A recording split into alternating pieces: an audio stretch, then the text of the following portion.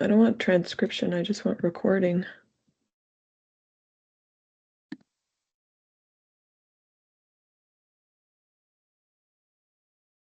Stop transcription. You're now only recording the meeting. Okay. All right, letting people in. John and Candace, go. Hello, everyone. Hello. John and Candace, the first participants.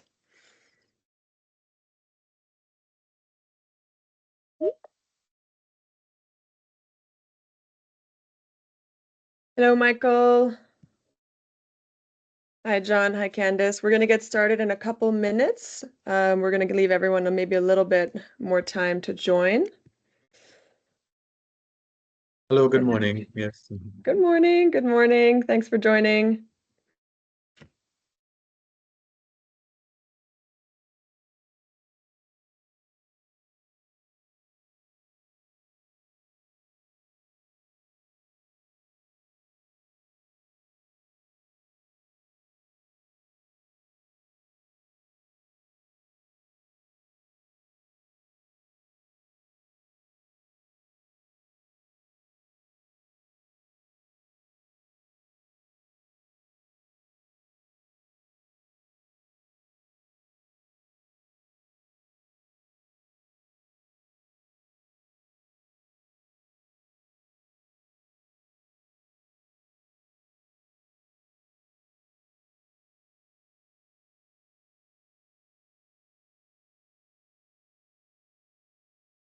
Excellent.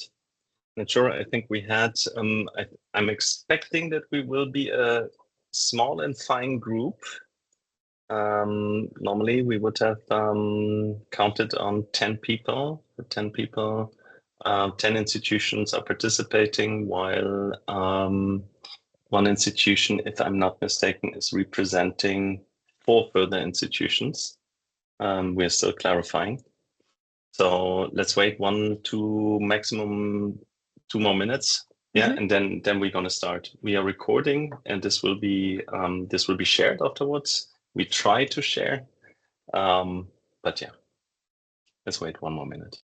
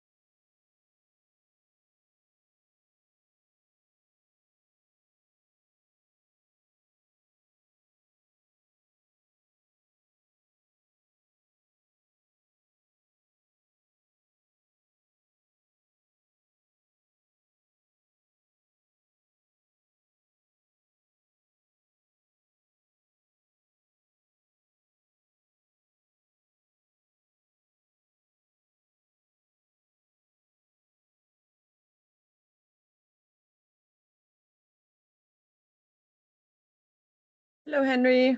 Welcome.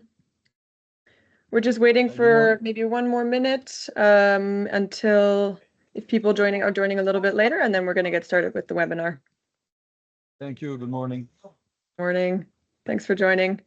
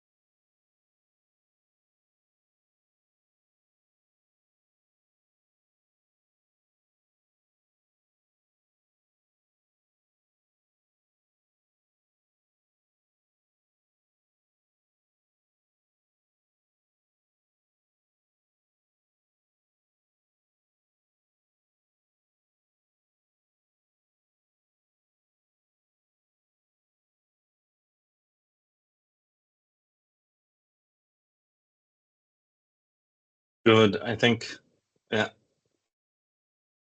I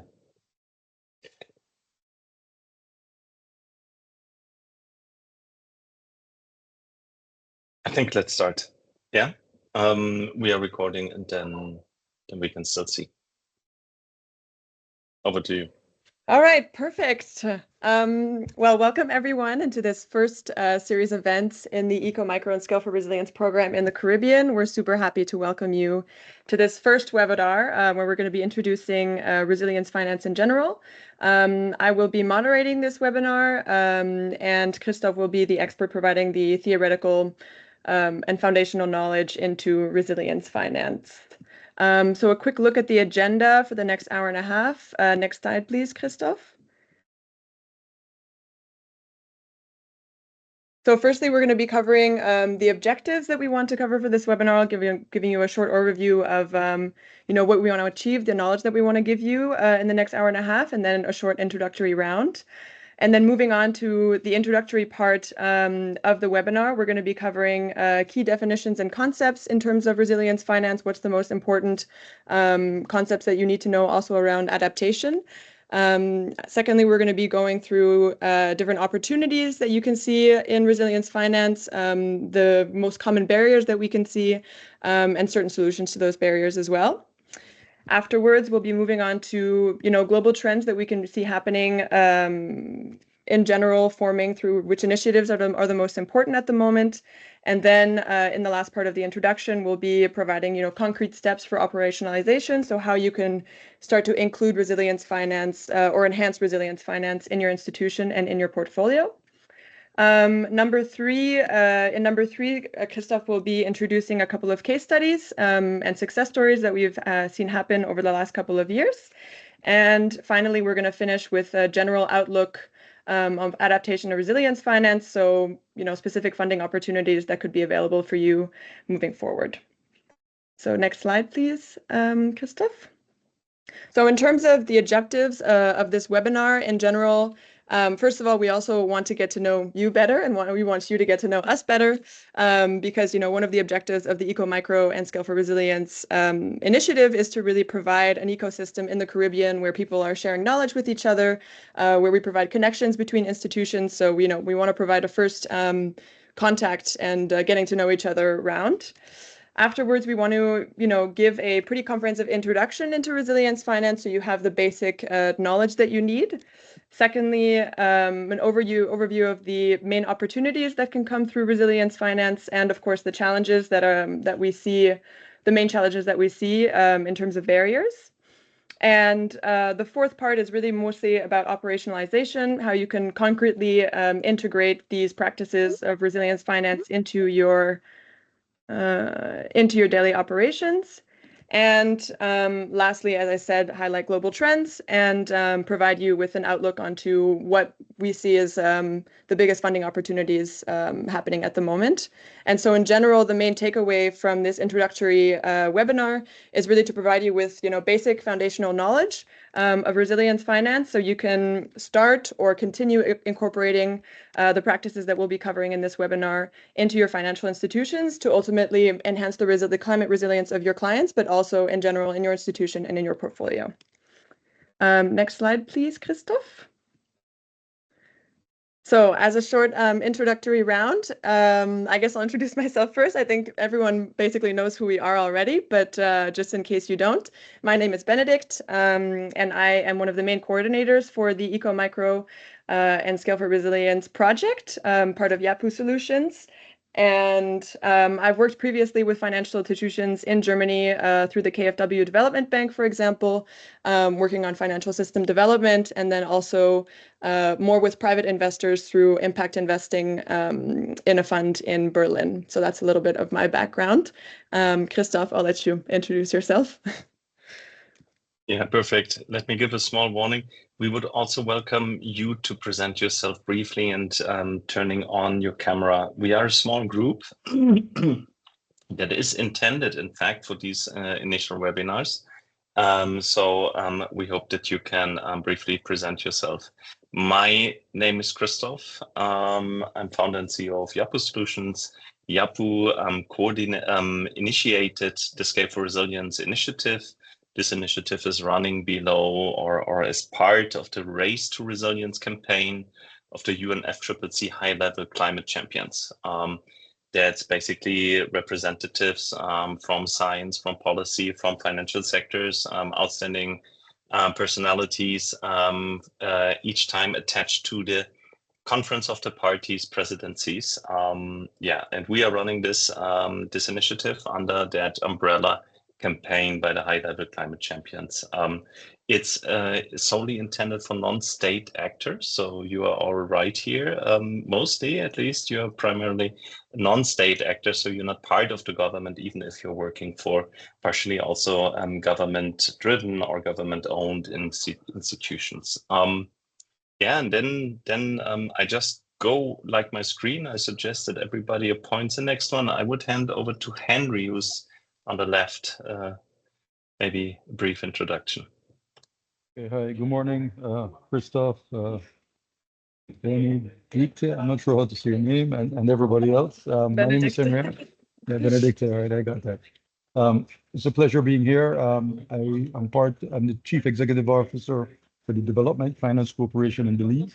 We're government owned, but we are a statutory organization that operates independently. Our board is mostly private sector.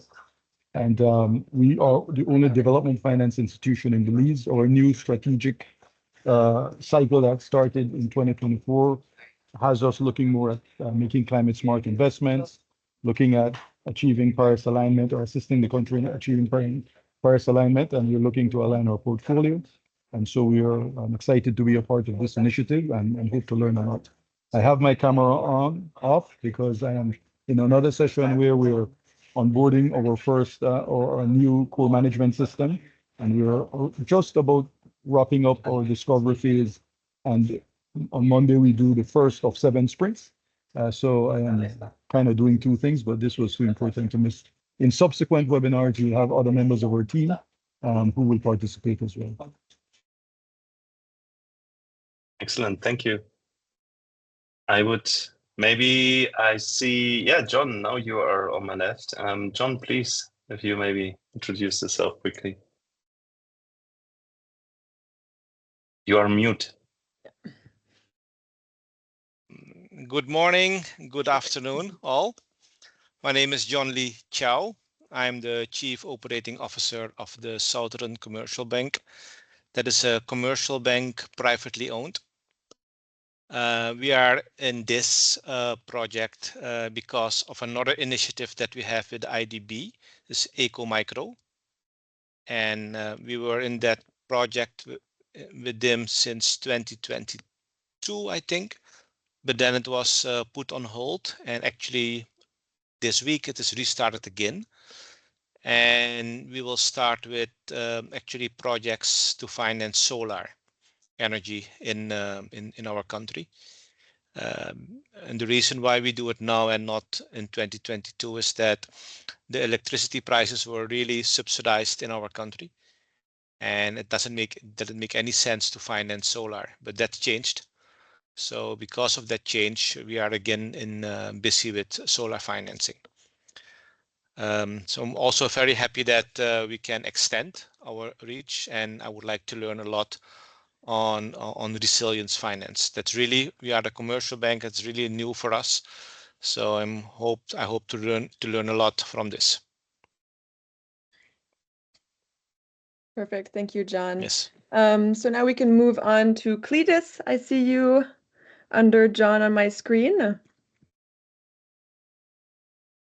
Oh, hi. Greetings, everyone. I think you can hear me now, right? Yep. Great. Yeah. So thanks for the invitation and the exchange of emails. I think just connecting was a little bit of an issue with us. All of your emails from every one of you went to our junk, and we would come across that like a week later or more. All right, but I think hopefully we're finally on board. So my name is Cletus Joseph, and I'm the Executive Director of the National Development Foundation of Dominica Limited. Our acronym is NDFD.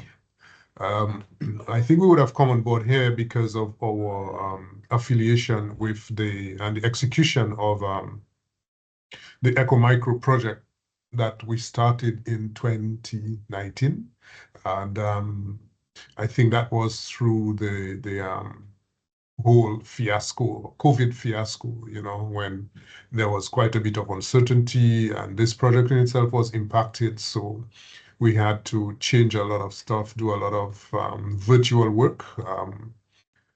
But eventually, I believe we did succeed. We did end up launching our green loans, and we adopted a green, what we call a green strategy, whereby our organization itself did some changes. And it sort of coincided with our recovery from Hurricane Maria, which struck us in 2017. And we were still refurbishing and repairing our buildings. So we took the opportunity, because of all of the engagements that happened during those times, to incorporate a lot of energy efficient equipment, from air conditioning, lighting, the equipment. So all of our equipment and lighting is energy efficient. So that was a very positive thing for us. So I always tell people that one of the things that we saw was our electricity bill was cut by approximately half by just making those changes, comparing pre-Maria to post, with the help of the EcoMicro project. So now what we have decided as a strategy is to introduce our clients to those technologies. So when we finance mainly micro and small businesses, but we do have some products that are targeted to private persons as well. And so we do that. So we encourage them to use the technologies. So if they try to purchase equipment, we advise them on using more energy efficient equipment. We talk with them on how to build sustainability, again with the use of renewable energy. We had, I think maybe sometime even last year, when there was a spate of electricity blackouts around the island, and persons who had solar electricity were like, oh, wow, are you serious? Was there a blackout yesterday? I have no idea, that sort of thing. There were others who really suffered because there was no backup systems for them, or alternative energy use systems. So that is part of it. Our organization itself, we did develop an energy policy as part of the EcoMicro project. And we are looking to expand our green financing program to include more mitigation technologies that we want to have there. So we're looking at issues of where we can find, let's say, even more expertise on things like aquaponics, hydroponics, and those types of nature-based solutions as well, to help our clients to be sustainable and to be resilient. Yeah, thank you. Perfect. Thank you so much, Cletus, for that great introduction. It's really great to see that you guys are already incorporating a lot of these instruments. Next, I'm going to ask Natasha Joseph to provide a short introduction. Hi, good day, everyone. Are you hearing me clearly? Yep, we can hear you. Okay, awesome. Natasha Joseph, Grenada Development Bank. Like the Development Finance Corporation of Belize, we're a government-owned statutory body providing private sector support to both MSMEs and private individuals in different areas. Climate finance has been one of our recent introductions. We've been existing as an institution since 1965 and began maybe about 10 years ago, some energy pilots through different sources. In recent times, however, we've been, in addition to a lot of renewable energy projects, we've been focused heavily on adaptation initiatives through financing from various sources. So we're currently implementing 2 adaptation projects financed by the Green Climate Fund. One of those projects, we actually 2 days ago hit our 100th approval for adaptation financing, which would have been over the last 18 months. So we've been doing a bit, looking to see where we can get additional concessional financing to build the resilience of our people, not just MSMEs, but as well private homeowners and businesses.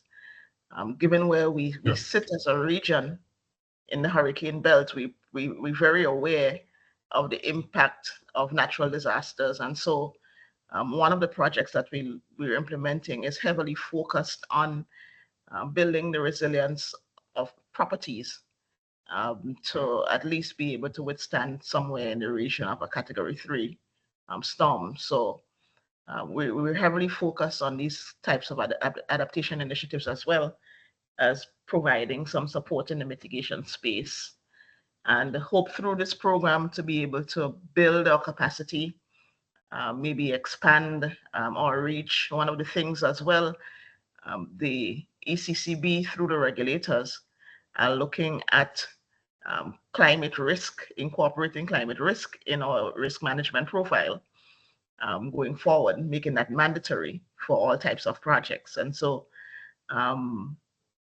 the space is quickly becoming more climate focused.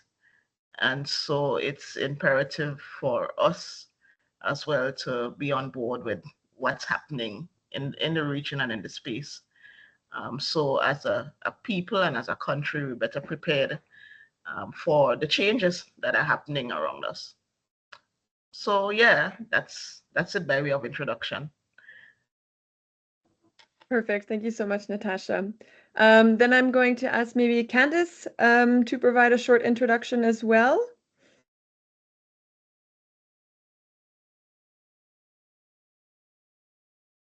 Candice Godwin, if you can hear us. Yeah, or maybe, I don't know if the others, Candice, Michael, if you are following right now, if you have a moment. Yes, Michael, please. Perfect, Michael. Yeah, hi. Hello? Okay. Okay. Maybe we start with Michael and then we'll move on to Candice. Okay, all right. Could you repeat the question before? I was called to a meeting with my CEOs and I'm just getting back actually. Yeah, we're just doing a short introductory round of the people in the meeting and their institutions. So now Michael Gordon is about to introduce himself, and then you're up after him. Okay. Good morning, everyone, and thank you very much, Christophe and Benedict. And I also am happy to see people who I've seen before. I think Cletus, I met in another project. I think also Natasha. So good morning, everyone. And John spoke about one of the challenges that they had is that the electricity was subsidized. We have a similar situation in Trinidad and Tobago. I'm from the Central Finance Facility, the manager there. And so one of the challenges that we acknowledged that we have to deal with in our strategy is how do we get people to transition in spite of subsidized electricity. So it's something we are aware of. But what we are seeking to do at the CFF is really for the credit union movement in the CFF to participate very actively in the green sector. So we have actually developed a strategy to focus on developing the ecosystem for green. And in that regard, of course, the credit unions will provide financing, and then we have already engaged other persons in the process to participate in the ecosystem with the objective of increasing not just the awareness, but the demand for green production services, including residential homes, and also, of course, energy efficient products and renewable solar panels, etc. So that's what we're focusing on and trying to achieve. We really started in 2022, and with the Eco Micro project, and we started lending. Most of it's 4 CFF and 3 other credit unions, and they have started their lending this month or last month. May, yes, in last month, and we're hoping that we can increase the momentum and really create more opportunities for businesses and also for consumers in the sector. Perfect. Thank you so much, Michael. And now, Candice, if you could give a short introduction, and I think that that will be the end of the introductory round. Hi, Candice Godwin, representing the Development Bank of St. Kitts and Nevis. We are happy to be on board. In terms of our challenge, we are faced with how do we get our people on board in terms of the green energy, because we realize that there are a lot of opportunities for funding/financing, and we hope to be the avenue for businesses who are willing to go that route. Green energy is important. No, that's the way forward because of the climate issues.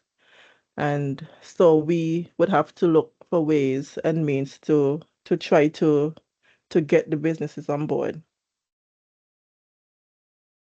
Definitely. Perfect. Thank you so much, Candice. Now, before we move on, I think if everyone would be okay with turning on their camera, because I'm going to take a quick screenshot of everyone on board, just so that we can maybe post something on our socials. And yeah, we want everyone's happy face to be in the picture. All right. I apologize. I don't have a camera. That's not a problem. It's okay. All right. I could always send a picture though. No worries. If No worries. necessary. Okay. All right. So 1 second. And I got okay. already 3. Yes. Yes. Good. All right. 3, 2, 1. Everyone smile. Perfect. Okay, so yeah, now we can move on. We're going to have a short poll for everyone to fill out on the next slide, because we heard about how financial institutions are all on different levels in terms of what kind of products that they're already implementing, or certain plans that they have for climate adaptation resilience finance. And so in light of this, we wanted to ask everyone to fill out this little poll to see sort of where you at in terms of resilience finance in your financial institution. So maybe only 30 seconds to complete this poll. So it should appear on your screen, just on the screen where you see our faces. On top of this, you should now see the poll. You can click one of the 4 points and then just click submit. And then you should, I think, also see the results. Perfect. I'm not seeing anything though. I'm not seeing the poll. I'm seeing the presentation. The slide. That is strange. Yeah. Does nobody see the poll? No, I see there are 3 questions, 3 answers, 4 answers. Okay. I'm seeing the poll. Okay, perfect. So those are always like the struggles in the first webinar. So we need, but I understand, Candice, you didn't see it because we cannot see who answered. So if you don't see anything, I responded already. Okay. Perfect. Okay, perfect. Okay. I guess I'm the only one then, because I haven't seen it either. Okay, so at least I have company in that regard. Yeah, if not, you can do it in the chat. If you go in the chat. Yeah. Yes, in the chat you can also answer it. Just it's there in the chat. it is. Sorry, okay, I got it. Okay. No, it pops up, and at the same time it's in the chat, and you can see the results below. Yeah, and yeah, perfect. Thanks for participating and for the patience. So on the next slide, we can see that when it comes to, in terms of what you have implemented or not, or where you are in your journey towards implementing resilience finance products, it doesn't matter whether you're still at the beginning or you already have been doing this for many years. All of the answers are correct. And the whole point of the Eco, Micro, and Scale for Resilience program is to really help you either implement these products for the first time and get like a sort of basic understanding and knowledge, or really, foster the implementation of more financial products. So it doesn't matter if you're new to the journey or you've been part of this for a couple of years. All of the answers are correct. And yeah, we're just glad to have you on board. And with that, we will be starting into the theoretical part of this introduction. And for that part, I will be handing it over to you, Christoph. Yes, thank you very much. I think that's a perfect starting point.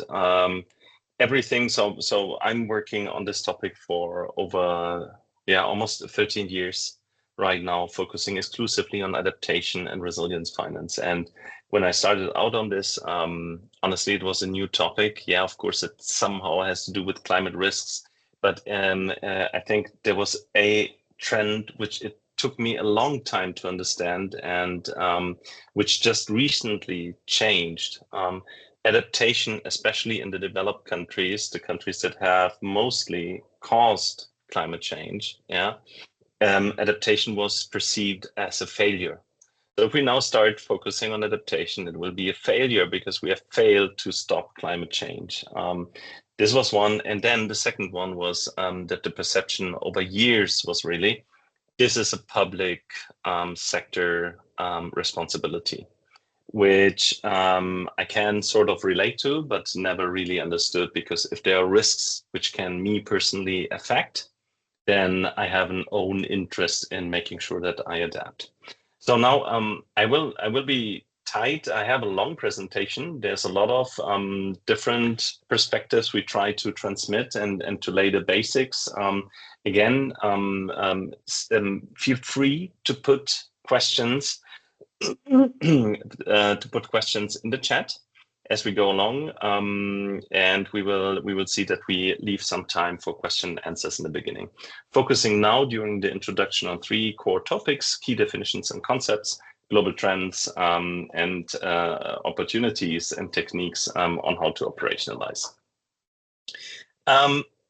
Starting with the first one. So when we are talking about adaptation and resilience, what are we actually referring to? Let's focus, at least for the moment, we are focusing on climate. There are similar concepts when it comes to health resilience, nature resilience, socioeconomic resilience. And if you look at how the World Bank does a distinction, this is what you're seeing, and I'm pretty sure those that are bound to the screen are already reading, so I will just paraphrase. In general, adaptation is a process, and usually it's not a project, but it's a process. So you adapt to a changing environment. So you usually do this, I don't want to say on a constant basis, but you probably need to adjust it and to further develop it over the years. We're talking usually years. While resilience typically is a state. That's something I have or I don't have. Either I have resilience or I don't. Yes, we will share the presentation. No worries. We will share everything you have in this collaboration. We will always share. So you have different types of resilience. We are looking at climate resilience, of course, expression of this resilience, your capacity to withstand, or a system's or an individual's capacity to withstand adverse climate change effects, defines on how resilient you are.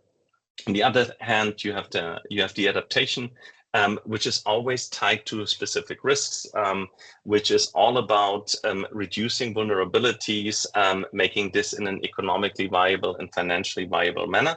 And obviously, and this is very good that this is changing over the last couple of months and years, is climate change is not only risks, there are opportunities. And I think we heard this in the presentation, some of you that mentioned there are opportunities. The big injustice behind climate change is that it is a global effect with local impacts. So you cannot do anything to avoid it on an individual level, on a country level. We all need to do it as humanity, but it can have very severe effects. And you mentioned hurricanes. We have a lot of heat waves. We have wildfires. We have floodings here. In Germany, for example, this is something people are just not used to. And so it is all across the globe. So when we just look at, so how does it play together? Climate, nature, humans. Yeah, so you see these three big systems. In the middle is the human activity.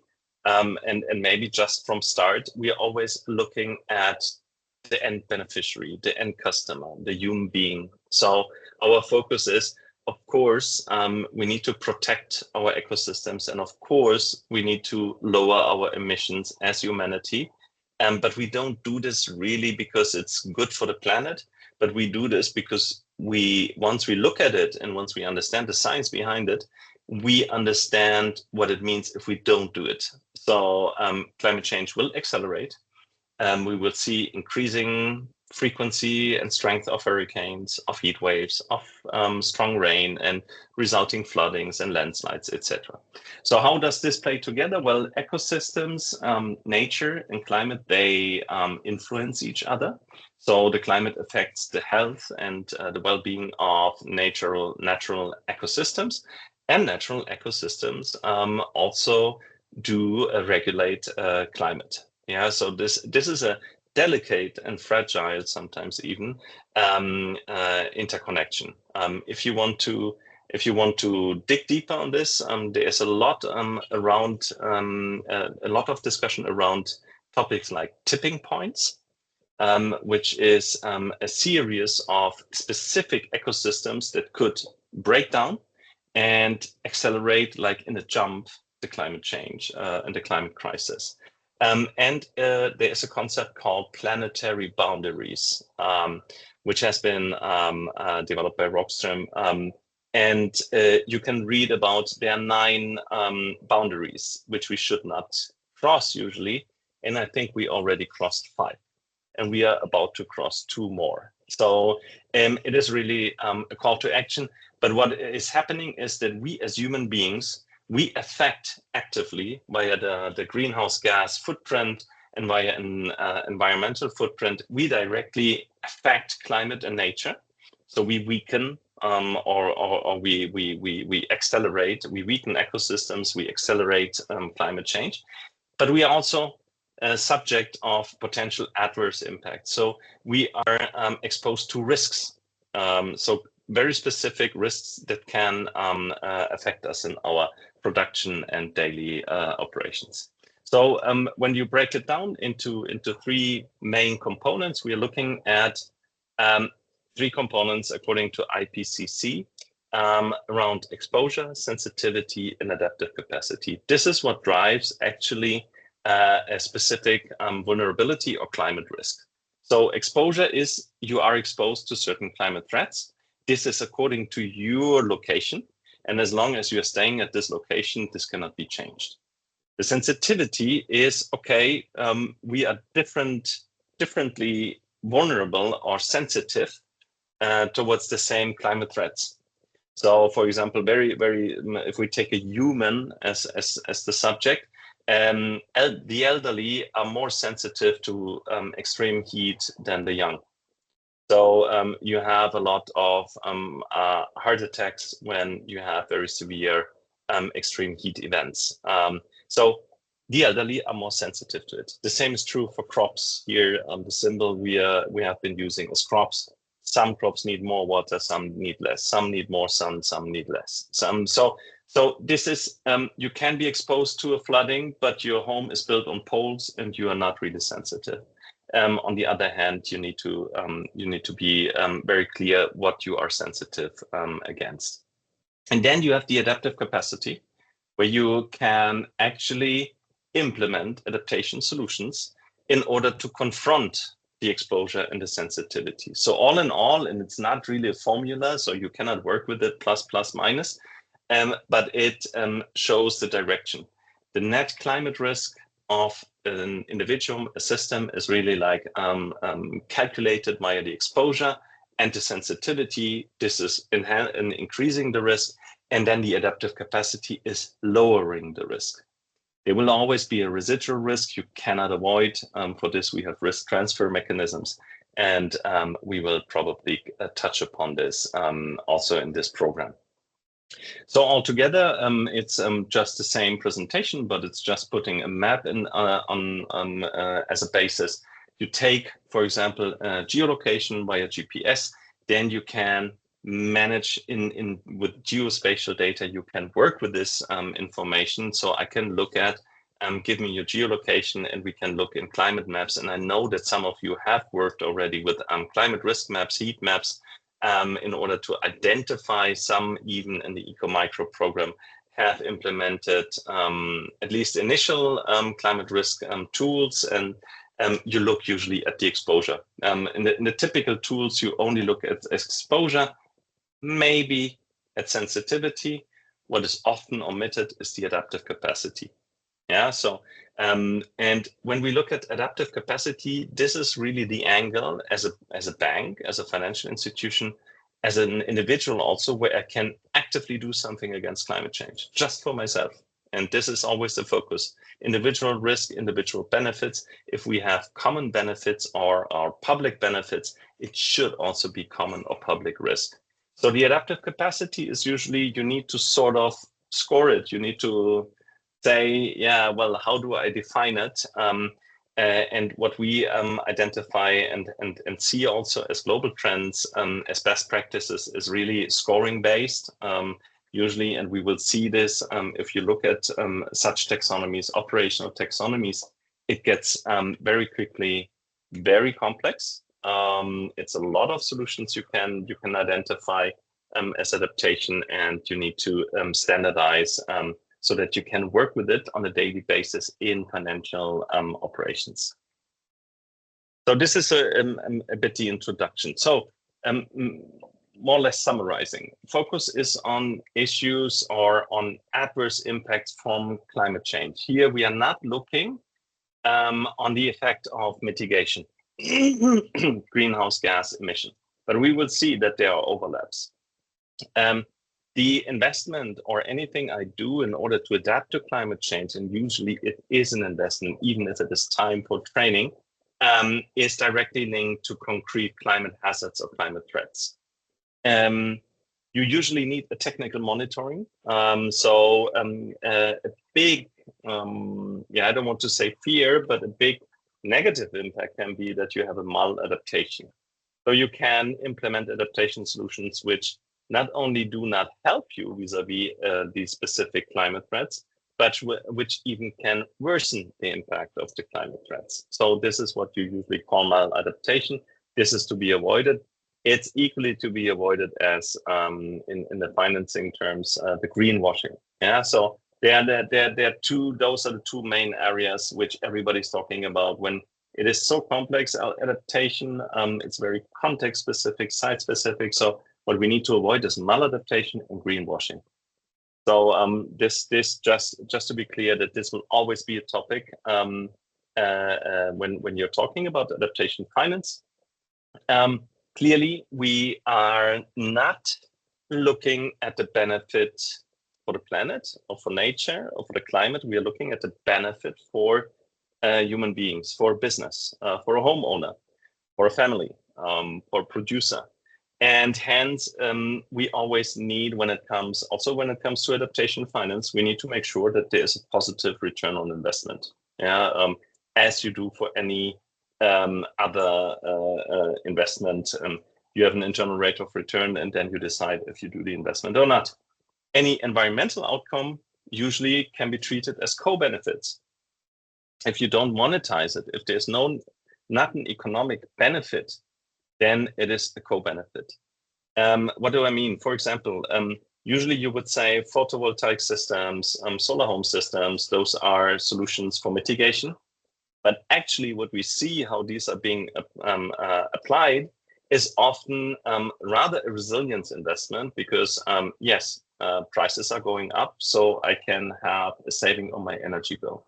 I have outages, and you just mentioned it. You have outages, and you need to keep on running your fridges for selling beverages, for protecting the meat you are selling, etc. So you need this in order for your business to be running. Yeah.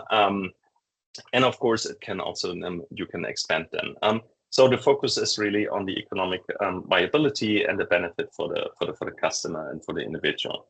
And then usually the best solutions, and we see you have the best cost benefit ratio, are really nature-based solutions. So we are looking at usually always pushing this, and this is also globally that's the main push. Is always for nature-based solutions. So if we summarize, at least in the scale for resilience, we look at the most vulnerable. Those are 4 billion people on this planet. And when we look at what it means for them, well, one tendency that we clearly can identify is that a lot that is happening right now does not take them into consideration, meaning that they are not considered in the taxonomies and the regulation. This will come, but it's not the first attention or the first focus point. So we're looking at this, and this will be our focus here. The most vulnerable, the young, the elderly, marginalized communities, and too often women in many countries. And they have impossible choices. Either they stay trapped. Remember, they are exposed to certain risks, and if they are not migrating, they stay trapped, or they migrate. They leave where they are. Yeah, and then when we open up and look at, okay, what does it actually mean? What they need? Then you see a range of different climate solutions, adaptation and resilience solutions they need. So it's not just the adaptation solutions for their economic activity or protecting their assets. It's ensuring safe and resilient housing. So it's for the family, it's for the household. Yeah, it's the access to basic services, water, energy. It's strengthening ecosystems because ecosystems provide ecosystem services. Plants, vegetation coverage protects your hillside from landslides, for example. Yeah, implementing sanitary measures, water filters, clean cook stoves, etc. Yeah, but also socioeconomic resilience in terms of developing income diversification and clearly building disaster recovery ability. And this can have different forms, but altogether, this is what we refer as a basic definition as resilient finance. So a lot of discussion is around, okay, how do we integrate, how do we work with the financial sector primarily with the private sector, not only the private financial sector, but in general with the private sectors. And there are different parts where they play, where the private sector plays a role. So clearly the private sector itself, so businesses need to adapt to climate change. But also, and this is where maybe most of you are primarily, is they support adaptation. So private and public banks obviously too provide concrete adaptation finance, resilient finance, or they provide concrete solutions which can be used in order to adapt. And I just have a crazy storm outside with hail, which is also strange by end of June. Wow. I'm sorry. So private sector, we cannot work it without the private sector. So it's absolutely necessary that we work there together. And you will, we will see a couple of examples afterwards. You will see it's always public and private sector together. So it's actually a topic that we need to address all together. So what are we doing? And you have seen this. We are looking for the scale for resilience in general. What we are trying is to address with this perspective of adaptation and resilience, and to address the entire financial value chain, but also and always with a look at the benefits and the best solution for the end beneficiaries. So clearly, on one hand, you have investors, and on the other hand, you have farmers and small businesses, micro, small, and medium enterprises. And now the question is, how can we link them? And when we are talking, of course, public and private financial institutions, investors. We are talking national and international investors. So on one hand, of course, we have financial institutions that act as intermediaries for investors. And on the other side, you have, on the other side, you have the enterprises in the real economy. They need to reduce physical climate risk. We have two different types of climate risk. We have physical climate risk and we have transition climate risk. Physical is the actual effect over assets, and transition, so by storm, as I have outside, by extreme heat, by landslide, by flooding, your home is affected, your car is affected, so the asset is damaged and loses value. Transition climate risk, as the other side of the coin, so to say, is really the part where legal changes, where demand changes are affecting negatively a business. So think of a cocoa producer producing organic cocoa, neighbor is producing non-organic cocoa, demand goes into organic cocoa and you get a premium. So with your non-organic cocoa, you would have a climate risk, because if the trend goes towards organic cocoa, you will have problems to sell. So, and they are attached to this, of course, there are now markets opening, and we will share also, I don't know if we have it already in the list, but there are clear indications that those are becoming huge markets. So I think one of the estimations of the World Economic Forum is that the total business opportunity by 2026, so that's 2 years from now, will be over $2 trillion US dollars. So there is a market now starting what can be considered as adaptation solutions, and you can invest, etc. Those businesses demand finance. There's a supply of finance. What we are looking there, and what is very important for everything around adaptation and resilience, is really understanding the data and understanding the science, and not only on a general planetary level, but really on a level where we can understand what does it mean for one single subject in its or her or his specific situation. So adaptation is in my context specific, because I need to know what is the exposure that's very localized. I need to know what is the sensitivity that depends on the asset and the economic activity. My adaptive capacity depends on my level of education, depends on the market, what I have access to. So working with this data and understanding it, structuring it, clearly there is also this part where apart from or in opposition to traditional finance, we need a much more science and data-driven finance when it comes to adaptation and resilience. Good. So some opportunities, and just mentioning and throwing them out there.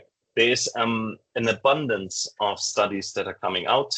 Here you have a couple of examples of where you see above average benefit cost ratios, so strengthening early warning systems. But for example, in blue, you see protecting mangroves. This is definitely a topic in the entire Caribbean. That's a nature-based solution. As soon as you finance it, you are financing nature-based solutions, adaptation solutions.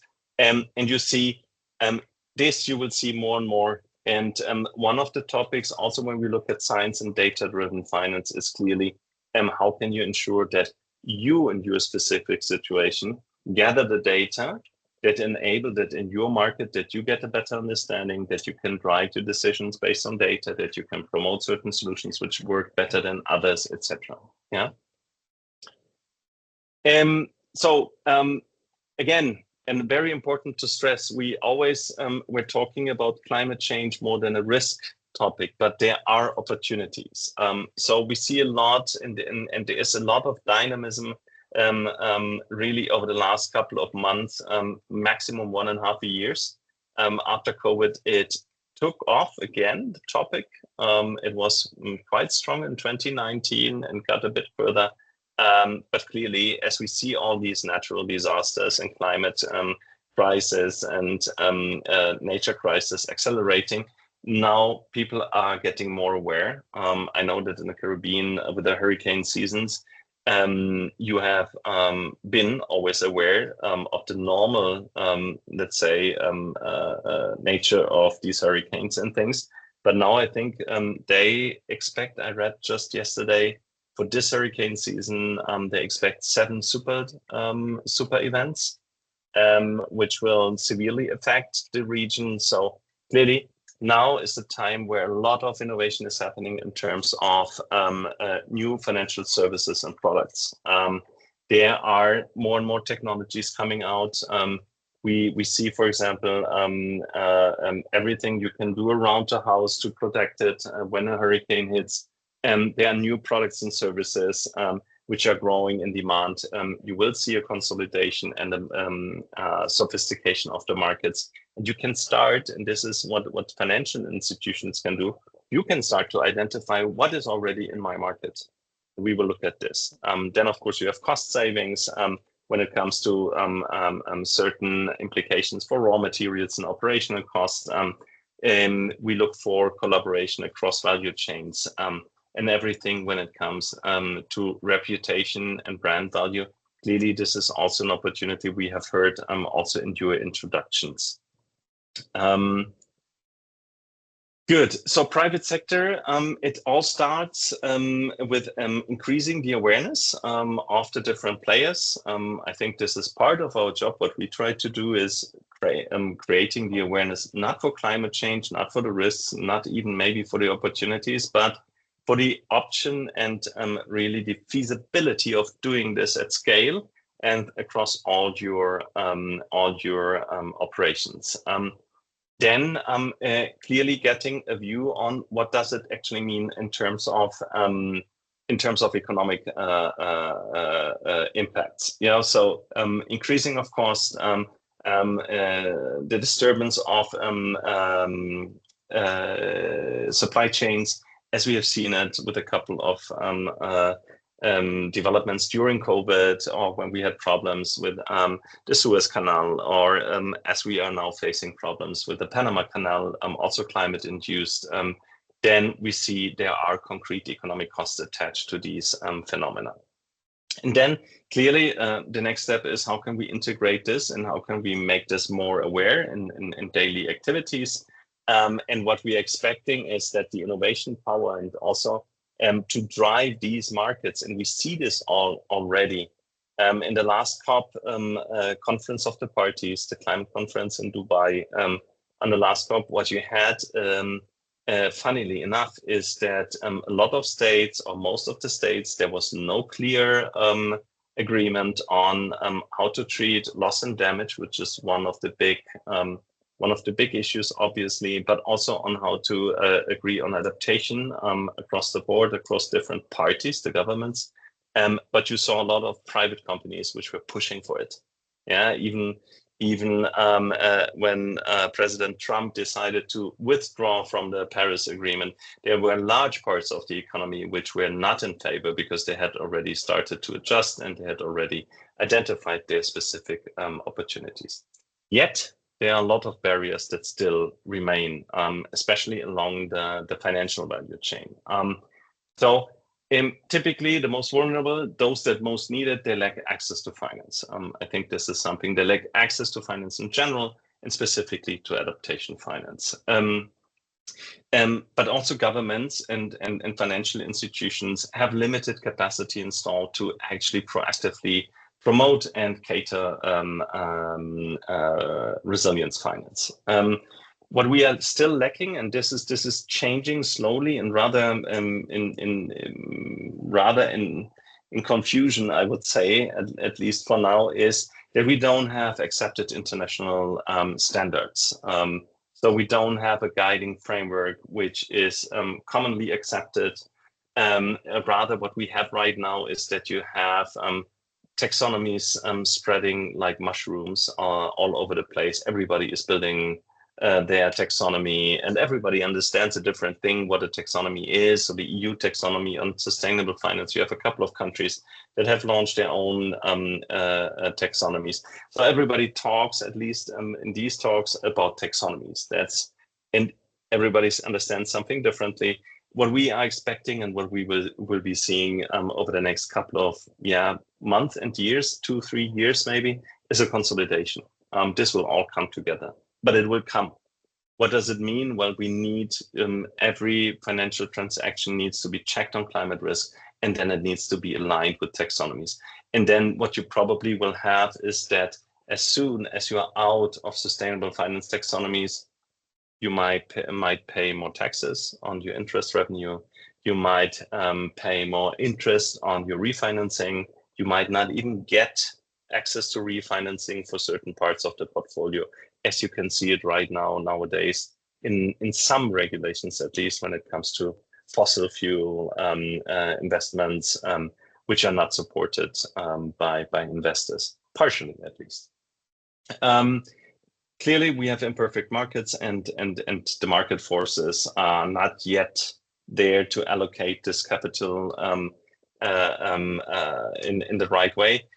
I'm always optimistic. I'm pretty sure we're going to manage that. We're going to have the frameworks. We're going to have the markets that will channel these funding flows in the very near future. Data information is clearly a topic. This is enhancing. You have ever better climate models that can be accessed. This is a barrier which I think will be one of the first to actually be overcome. What we often lack is you have the perfect climate risk data, excellent, but we don't understand sensitivity, and we have no clue, I want to exaggerate, on the adaptive capacities and solutions available in specific markets. So everything around data to understand how it plays all together, it's still very weak, but it's progressing very quickly. And as we are lacking all this data, it is not really clear in all cases what the actual benefit is of an adaptation investment. We are not always able, under all these different contexts and site-specific situations, to establish what the internal rate of return is. So we need this learning approach. We need learning systems which enable us to better understand what is working, what is not working. So how is this usually being addressed? Clearly, you try to adjust your offerings as a financial institution to the different solutions available. We build and everybody seeks to build capacities. Eco-Micro is a capacity building program.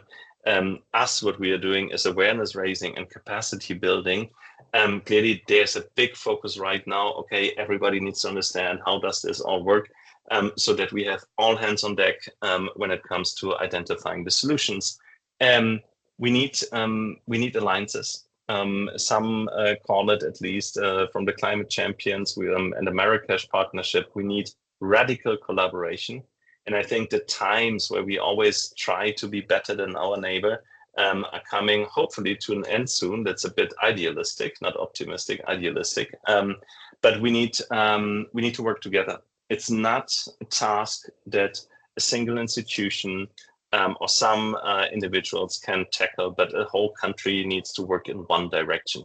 And we're going to have a look at some solutions further down of this presentation, how this is being organized and what role you can play in that. So yes, we need to create the enabling environments. We need to create financial incentives.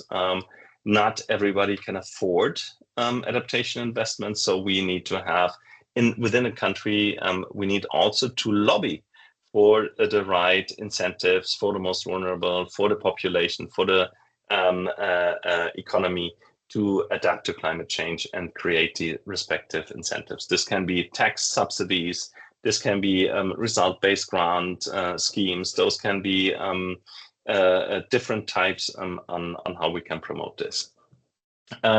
Again, clearly, a tool is data infrastructure. We need a much better data landscape again. not so much on the climate data, but a lot on the sensitivity data and much more even on adaptive capacity. We're going to have a brief look at some taxonomy overview, and you will see for some solutions you have very good data, for many others you don't. And this can lead us to what is the actual true value of adaptation actions or measures or solutions. And this guides clearly also the design of financial services and products. So this most of you have already seen, and I think I used it in the launch event. That's the current situation. 50-50 adaptation is the goal. We are at 95-5. So there's an unbalance, which is not according to the times we are living in. So we have accelerating climate change. And this is clearly where the international community has agreed on. And this is what everybody also tries to call them out on. Good. So global trends. What do we see? TCFD. You need to remember this abbreviation. Task Force on Climate-Related Financial Disclosures. Probably most of you know it already. There's the sister of the TCFD is the TNFD. That's the Task Force on Nature-Related Financial Disclosures. Which sounded very far away for most banks even a year or 2 years ago, is now becoming a reality very quickly. So regulation is changing, yes. But for example, TCFD is now not yet mandatory, but it's part of the IFRS. So anybody who is reporting according to IFRS will be stumbling upon this, because you need to start disclosing your climate-related financial risks in your portfolio, in your operations, etc. Transition and physical climate risks. So this is now coming. This will be something which will exclude or include you in access to finance, in qualifying for certain grant materials, etc. Different markets, different speeds, but this is coming. Then clearly, there's a lot of appetite for bond solutions. And there are different principles which have been published. One here example is everything around, okay, what are the guiding principles in order to be able to emit GSSS bonds? So green, social, sustainable, and sustainability linked bonds. And there are guidelines. So this is something where there's a lot of push. Again, mostly via taxonomies. The Climate Bond Initiative will be publishing their taxonomy, I think, in a month or something. Everybody is working on taxonomies, but those are providing these frameworks for green and social investments. And clearly, Network for Greening the Financial System. So you have clearly the push that especially also central banks, that's very prominent, and it's very broad. If you don't know it, have a look. Where they define and discuss together how they can integrate climate risks, and then also propose basically the guidelines on how to doing so. And finally, what we see in a lot of multilateral development banks, but also bilateral and other types of development financial institutions, is there's a strong favor for guarantee mechanisms. So a lot is you can access guarantee mechanisms to de-risk adaptation and resilience portfolios, so that you can place them, for example, via capital market structures, if this is something for you, or via other mechanisms to the public, to investors. So now, as I made you sleep all, a short quiz, yeah, to please give a short answer. You should see it either on your screen, or you should see it in the chat. We would appreciate if you could briefly answer. It's all anonymous, so we don't see who answers what. If this gives you some peace of mind. Is it you can see it in the chat? Yeah, so the poll is available, or the quiz is available in the chat. Once you press on it, then it should be able to appear on your screen. So I see that we've been getting a couple of responses. We have 3 responses. Maybe we leave maybe 1 more minute or so for people to read the answers. No more minutes. Seconds we have today. We are full program. So maybe, okay, what are common barriers to resilience finance? Ecological and social benefits not captured in financial returns, no interest from public and private investors and financiers, lack of institutional capacity and available data, inconsistent frameworks and methodologies. So, is this? Yes. So no interest from public and private financiers is, of course, not the correct answer. All the others are basically correct. That's just quizzing, and that's just to make sure that you are still following us, and I'm not boring you to death. No, there's a lot of interest from public and as well as from private investors. Good. So now that we know everything, there are risks, there are opportunities, the global trends point in that direction. I think that is clear for everybody, and I hope that I could provide a bit of background information also on the level of what the conceptual background is and what we didn't get into the science, but hinting at the science. If we want to operationalize it, what do we actually do? Yeah, and we just recently worked on a very easy 5-step approach to it. So don't focus on green finance strategies. Look at, especially for inclusive finance now, look at gender responsive resilience strategies. So if you look at the customers in your focus, talk to the investors and talk about green finance, talk what they are looking for.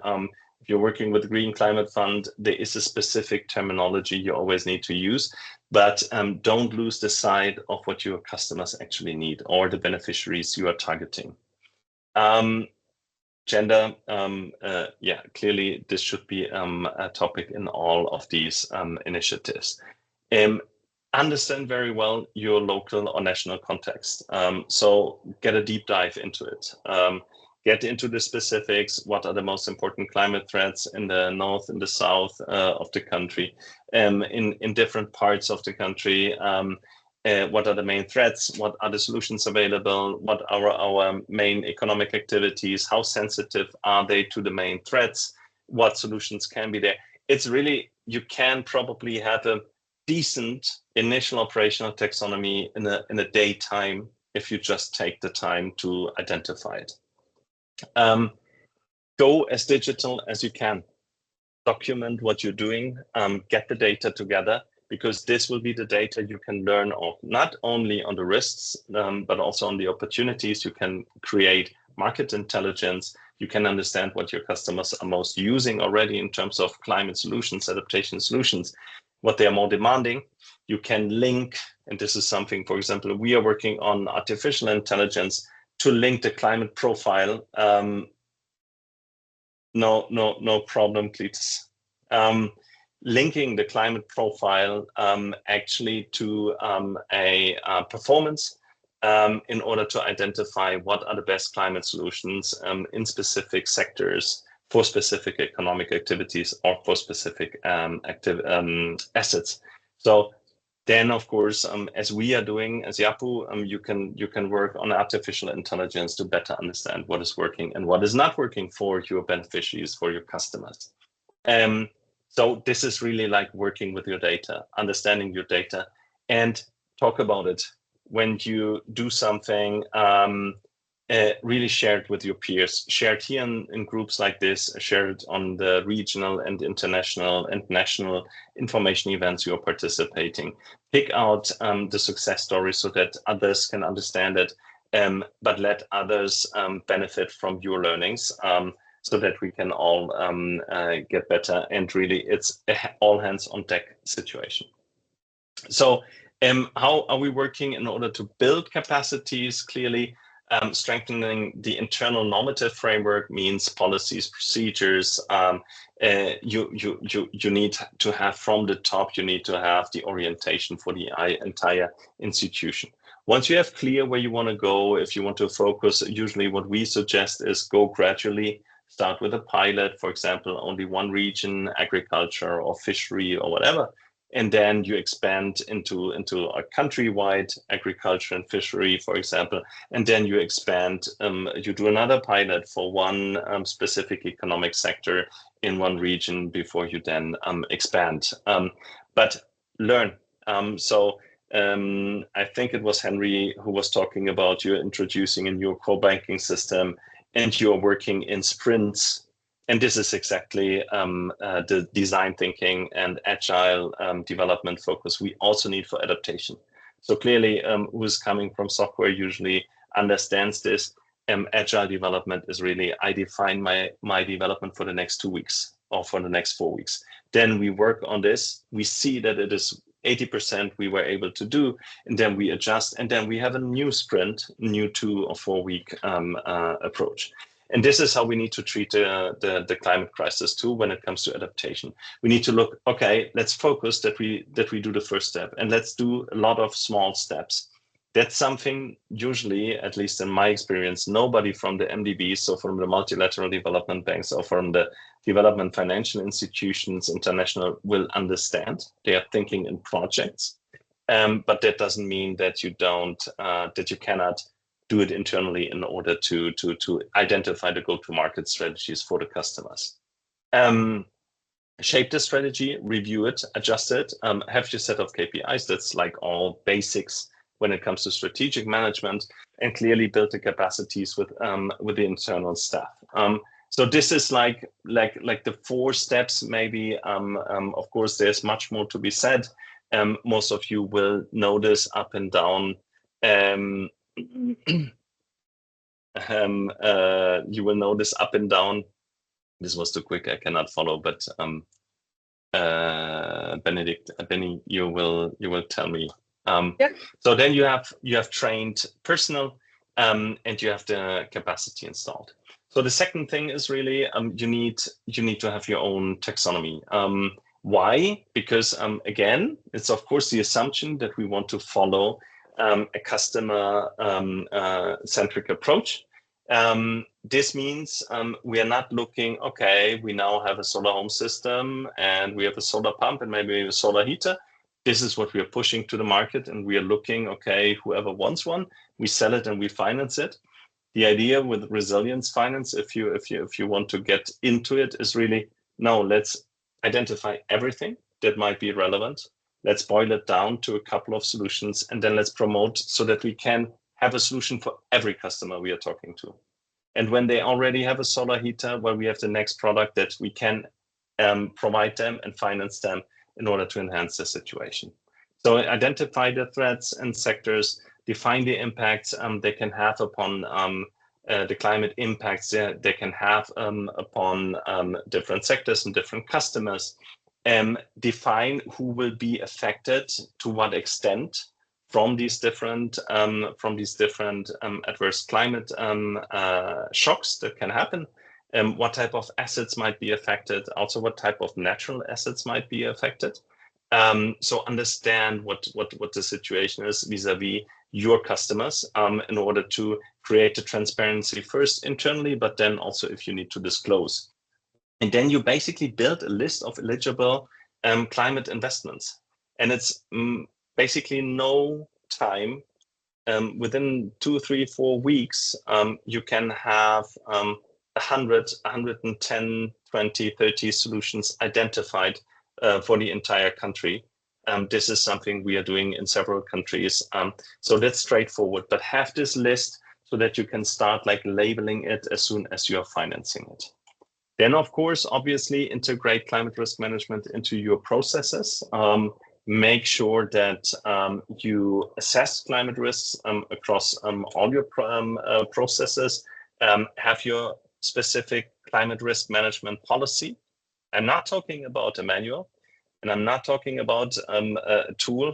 I'm really talking about like a proper climate risk management policy. So that's a document, maybe not as long as your credit risk policy, but it is a document which is probably at par with a liquidity or treasury policy, so that you really get to a level where you say, no, we have our structured way on how we identify, measure, and manage the climate risks. And finally, digitize. Yeah, this is now the example from how we are working it, but really different types of data sources. You have expert data, you have your customer data, and of course you have external databases that are already existing. You look at them, you look what you need. Yeah, you look for your optimum mix according to your client segments, and then you start like digitizing, especially on climate data. You need to take keep track of it. Yeah, there's digital tools will make the difference for adaptation finance. You can probably even for retail banking and for very small transactions, you can probably without a problem manage 90% or 80% of normal transactions on paper and manually, especially in retail banking and my MSME finance. Yeah, but as soon as you want to do it with adaptation finance, due to the link between the climate threat and the actual climate solution, it becomes very complex very quickly. And we tried it, and I personally failed my fair bit of trying to do it in a traditional way.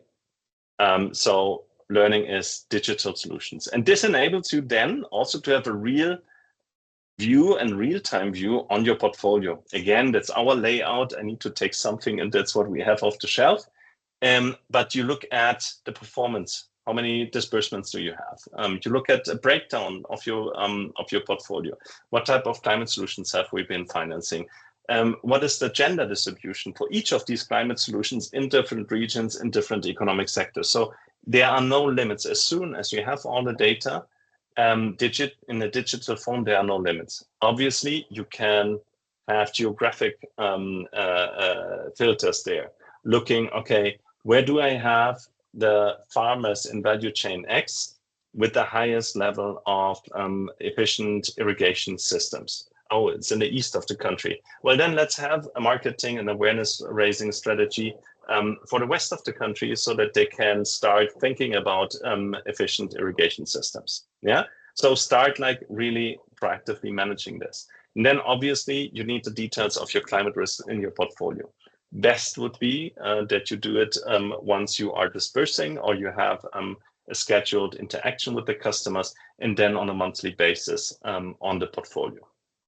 So that is now, what is the strategy? How should we go about it? Focus on gender responsive resilience finance strategies. That's obviously, I'm speaking, and that is my personal opinion. Don't go for green finance strategies.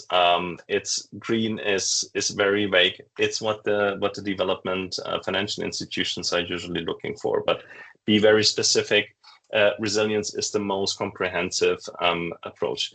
Do it digitally, build your own taxonomies, and work with your data. There's as soon as you get the data in, you will see breakdowns and details in your portfolios that you have never seen before. And just giving a couple of examples, we shared case studies, right, Benny? We shared the case studies, some at least, towards the beginning of the onboarding process. Just as FYI, Christoph, we have about 7 minutes, 6 minutes left. I know. I was speeding up. I'm sorry, but I think it was good that we had the introduction in the beginning. That is also good to get to know each other and to understand. But I was speeding up now. Yeah, so I hope you accept my apologies. So let's look at 3 examples, and I will take 1 minute for each. Cori Microfinance, an institution which was a combination of 2 cooperatives in Senegal, quite some years on the way, 150,000 clients. They have predominantly women as clients. We started to work with them a couple of years back in the framework of UNEP MEBA program. And now we did recently another intervention based on an investment they received from GABA Capital, from one of their funds, Huruma Fund. They had roughly 6% of their portfolio dedicated to climate solutions. They were at around, I think when they started out, they were at around 200,000, 400,000, something like this, US dollars in climate investments. They have sextupled it now over the last 9 months. So they're really pushing for it. Great focus on agriculture. In agriculture, it's easier, per se, in the first step. But yeah, they implemented a gender-sensitive climate risk management policy. We introduced a referential data system, which means all agricultural data, and you can do the same for other sectors, centralized. So the loan officers just need to say which is the sector, or what is the crop, or what is the economic activity. And the system gives them basically all the risk data automatically. They have their standardized taxonomy on EBA solution, ecosystem-based adaptation. And they have adjusted financial products. They do not build a financial product for each climate solution, but they have comprehensive shelf products, meaning they have a working capital loans with specific conditions, equipment loans, and a fixed asset loan. Fundación Genesis Empresarial, very close to you, Guatemala. It's one of the leaders, at least when it comes to agricultural finance. To the most vulnerable is supposedly the second best microfinance institution in this world and the best in Latin America. They have established, they went out completely from agricultural finance and have now established a very ambitious system. They're working with 200 vendors of climate solutions.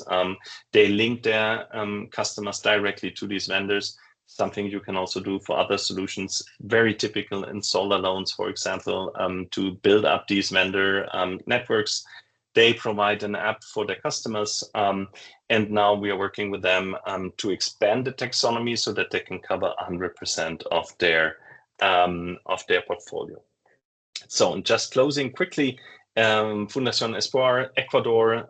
Here you see, and I see it's a very pixeled photo, but the red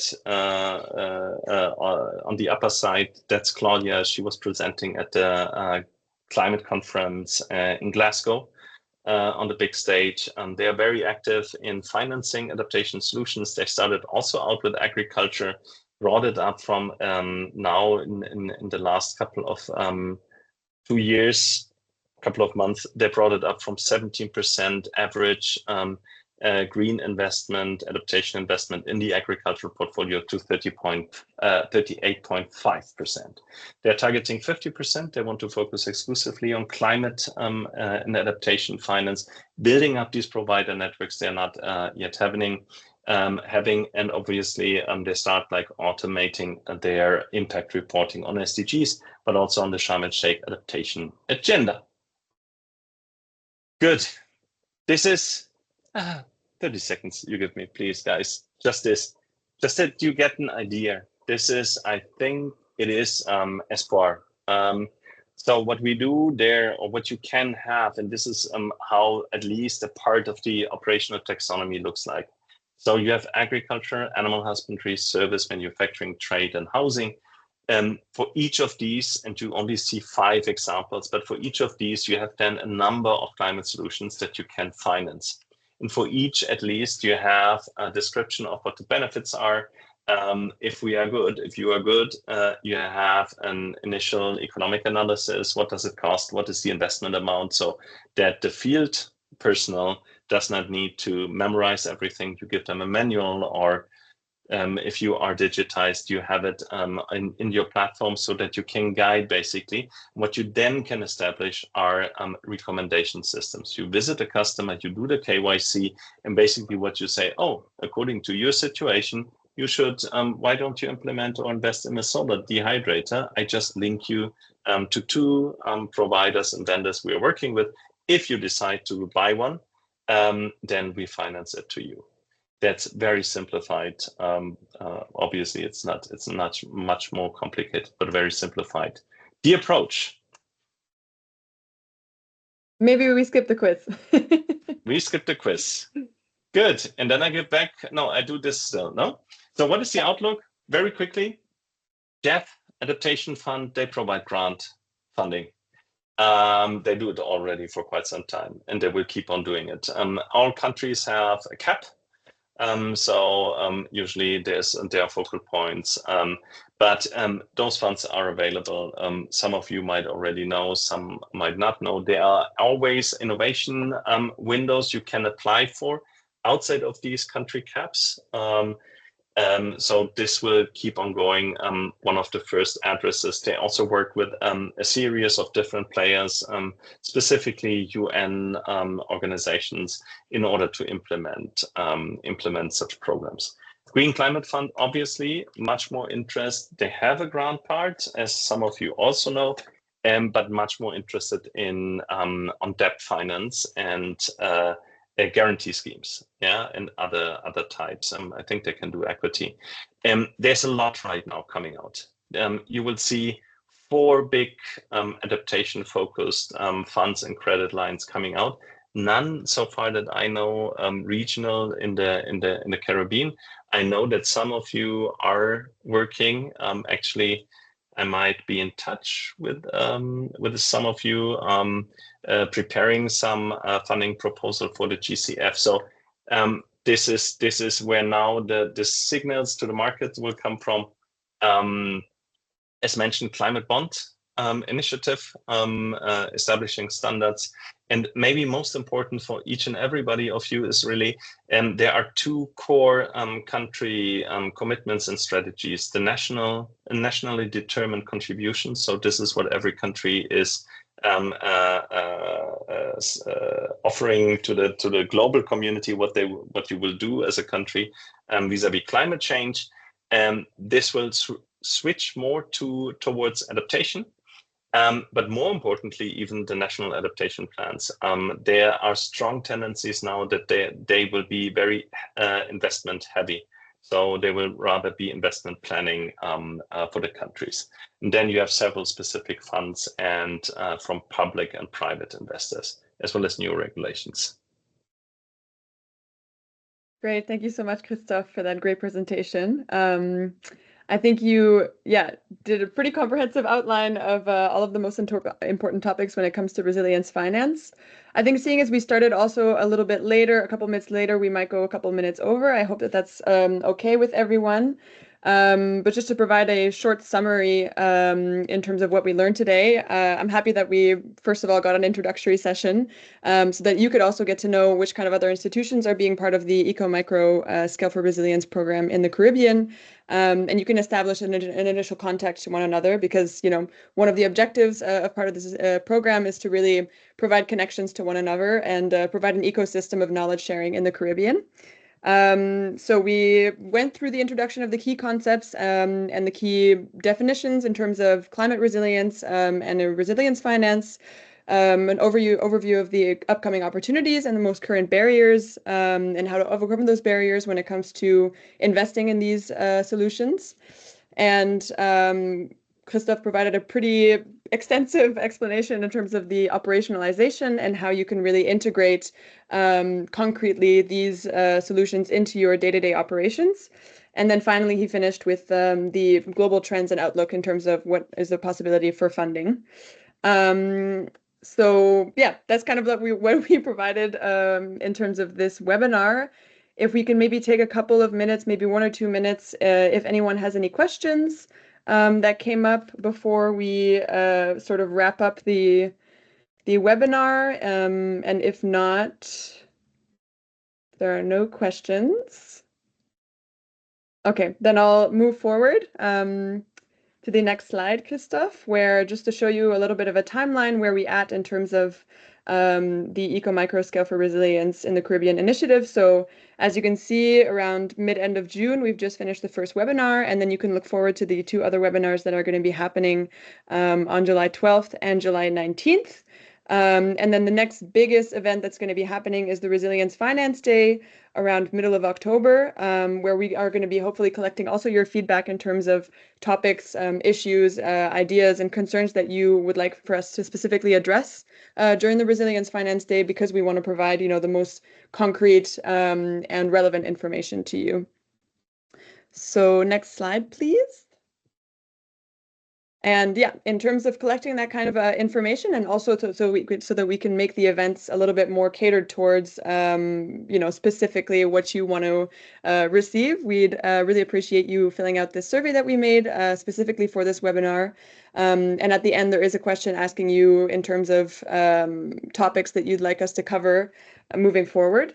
And it really only takes 2 minutes to fill out. It's 10 questions, multiple choice, and then 2 open-ended questions at the end. And if ever there's any of these initiatives or programs that you'd be interested to learn more about and get some further reading into, we also provided a slide at the end where there's an outline of some further reading materials if you want to get a sort of deep dive into adaptation finance, or you want to read more about the initiatives that we or the frameworks that we mentioned in this webinar. And with that, we would like to thank you deeply for your participation, and we're really happy to have you on board.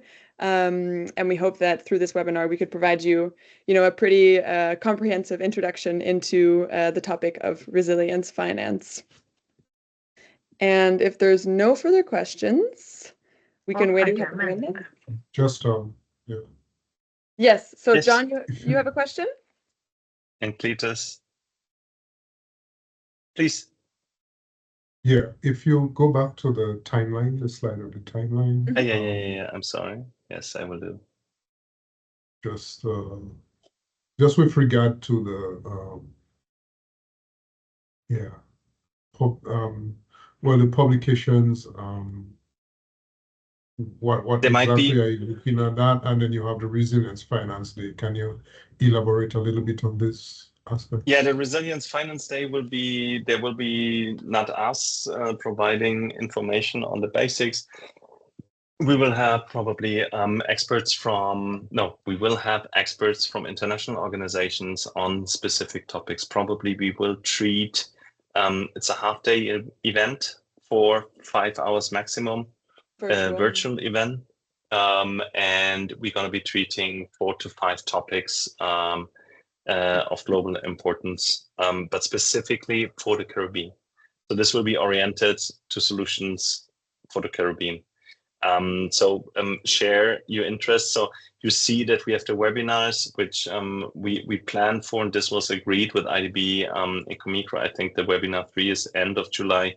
And there will be no activities in August. While we are preparing the publication, there might be some interviews. You are always, and this is something we said, you're always invited. If you're looking at these topics of adaptation and resilience finance, get in touch. You can use us also as resources, within limits. But you have a question, or you want to run an idea by us, or you want to, you're looking for, you're looking for information on specific topics. Please just drop us a note. We will see what we have. This is part of Scale for Resilience, is this knowledge exchange.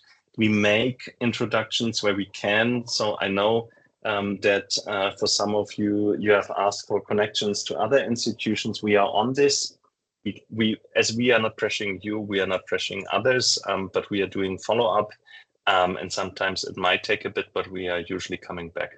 So the Resilience Finance Day is a virtual half-day event on 4 or 5 topics maximum, with international experts on this. Yeah, and in terms of the first publication, that's going to be Global Alliance Biodiversity CIAT, that will be publishing a white paper on the topic of climate resilience that's going to be coming out towards September. It's possible that for the publications, we will be maybe reaching out to a couple of you, as Christoph said, for short interviews in terms of case studies. John, I don't know if you maybe had a question. I think I heard you say something, or? No, not me. Okay. Yeah. Henry has raised his hand. Yeah, in terms of the, so you have like 2 study tours options. Could you talk a little bit about what that is? We are organizing a study tour. This will be a visit and probably some workshops. Visit within probably rather Central America or Northern South America to visit leading organization to see, okay, how are they running it for those institutions which already have implemented climate risk management, have the taxonomies working, are building their portfolio to a greater extent, and so that there can be an exchange. It will be a group exercise, so everybody is invited to participate, co-financed or financed by IDB Lab and Global Affairs Canada. And then probably we will organize some workshops, internal workshops together. We are still planning for this. I think it will be rather early next year, than in December. I think. If you have specific wishes, now's the time. Tell us. We are in the preparation. Well, I don't have a wish per se, but I am a director on the ALIDE board, which is the Association of Latin America and Development and Caribbean Development Finance Institutions. So if there is any need to get into some of those institutions, through our secretariat, we have full access because we are all members of that. So that can be of help if you need it. Excellent. No, Perfect. excellent. Good to hear. Thank you, Henry. That is perfect. We will be in touch if we see an opportunity there. Again, very good. Thank you. Perfect. Yeah. Please do not hesitate to be in touch if you have questions. And if you touch upon the topic of adaptation and resilience, let us know. We are happy to provide any input we can. Yeah, and we will be sending this presentation afterwards, so you're all going to have access to the slides if you want to read through them afterwards. Let me actually also send a link real quick to this survey that you guys can fill out, which we would ask you to fill out as soon as possible after the webinar so that it's fresh in your mind still. And we've also recorded this webinar. I know that some of you had a little bit of difficulty accessing the recordings, so we might actually just end up sending a WeTransfer link, but we will be recording the webinar if ever there's some topics or issues or theories that you wanted to review afterwards. So yeah, with that, thank you so much for participating. Thank you, everyone, and we look forward to seeing you at the next webinar on July 12th. Thank you, everybody. Thank you, Have a great weekend. Thank you. Yeah. Thanks, everyone. Thank you. Bye-bye. Thank you. Bye-bye. Have a great Thank weekend. you. Bye. Bye. Bye-bye. Bye.